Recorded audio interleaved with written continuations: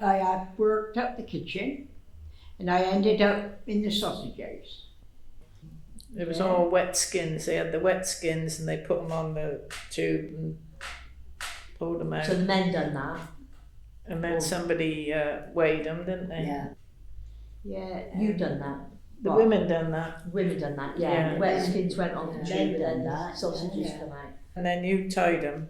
Yeah. Yeah. So there was obvious roles for men and roles for women in that They'd part. fill the hoppers and that. Yeah, but they were big, weren't they? Yeah. They'd fill the machines. Yeah, they were big.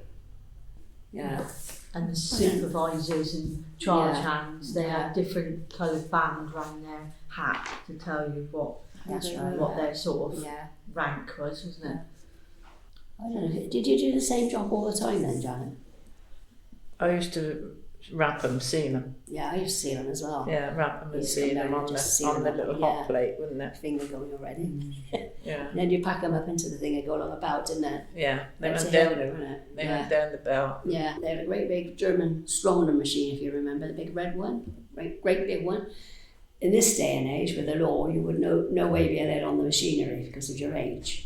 But there was no law in them days about health and safety and all that. So the amount of sausage made in a day was unbelievable. But again, this is where your knee went because you're pushing in the thing all to make the machine go on and stop sort of thing. This is where you did end up with bad knees and the cold floors. I don't think there's anybody in town without arthritis. To be honest with you. They used to say the only thing that didn't get used on a pig was the squeak. That's right. So Yeah. they didn't get wasted. And you always had a uniform as well, so you never had that fetch the water from mother, did you? You had your turban, A wonderful turbans. tie it up in front. Put that rope, put your hair in We and still, you we tie it still up. got a hair net at home that you wore. Shut the hair net. Or had a That's hair shitty. net. And Dad had a white cap. Was this just a job that you went to like a 9 to 5, or were you proud of what you did? It meant a lot to me. I don't know about you, Janet, because we didn't know Yeah. nothing else really. I mean, I just felt comfortable in there, yeah. To be fair, I suppose it is like family really. Probably because you used to have a laugh and Yeah. joke and Yeah. everybody in a nice Yeah. group of you. And Yeah. if you've got that, Yeah. it goes a long way when That's you work. right, it does. Yeah. It certainly does. Yeah, makes time go quicker. Yeah. Of course, we were young then. We were only 15, so we'd sit and listen to the scandal and everything. When the laundry come back, we had to sort it out. Yeah. So alphabetically or something. Yeah. Did you pay for the laundry? No. No, after you, we went from one to green. What shoes did we wear then? Your Wrong. Your own shoes. Your own shoes. Whatever you had on your feet when You you had all got down. frost, didn't you? And you Or had, you you had headgear, but you had to wear your own footwear. Yeah. We had wellies. Clogs first, wellies after. Aprons down to your ankle. Yeah. Did you ever go on the pre-packed floor and have baked beans go in a small tin? Yeah, because my And then you got to sit there with this tray in front with little sausages, no bigger than that, and you had to put them in the tin. But you can bet on it, the sauce will come out and it sets you all down the front. Towards the end of my apprenticeship, work study was introduced to the factory. The consultant I was assigned to was allocated the pie making department, including the mixing of the dough that started at 6 o'clock in the morning.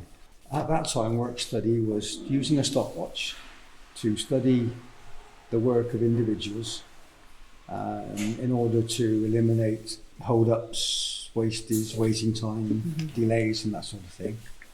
And the bonus for the workers at the end of that was a bonus scheme was introduced where they could increase their earnings. It wasn't generally popular with the workers because this feeling of being spied on. But I never had a problem with the people I went to study with a clipboard and a stopwatch, and thoroughly enjoyed that. And what other sorts of jobs did you do in your apprenticeship? The beauty of it was there was a variety of shops throughout the factory. I worked with an engineer who was responsible for maintaining the machines in the sausage making department.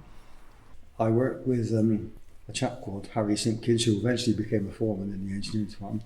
He was the chap that did all the heavy stuff. At the byproducts factory, there were extractors that all the rubbish that they couldn't use from the pigs, they would heat up in these drums that rotated and turned it into bone meal. And Harry was the fitter who serviced those extractors. Now, when we were doing that job, because it was so smelly and you had quite a job to remove the smell from your body afterwards, we were paid an extra penny an hour. And I was then assigned to the best engineer Irish has had, called Peter Wilson. While I was working with Peter one day, we had an emergency from the boiler at the byproducts factory had broken down. This was just about 4:30, 5:15, we were finishing at 5 o'clock. He said, I don't know how long this will take. He said, I'm starving.